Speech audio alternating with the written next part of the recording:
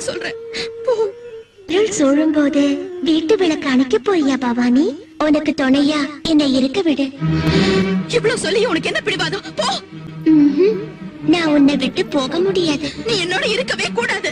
நீ என்னை எவ்வளவு தூரம் கொண்டு போய் விட்டாலும் நான் உன் கூடவே வருவேன் பவானி. பாரு, நானா உன்கிட்ட வந்து என் கையால பொட்டு வச்சு வாமான கூப்பிட்டப்பதான் நீ வரணும். என் தாலி மேல ஆணையா சொல்றேன். உடனே போ. அருள் புரிய வந்த மகள் அம்மன் என்றறியாது பெரியதோர் துணை இதனை பிரிந்ததென்ன இளமாது.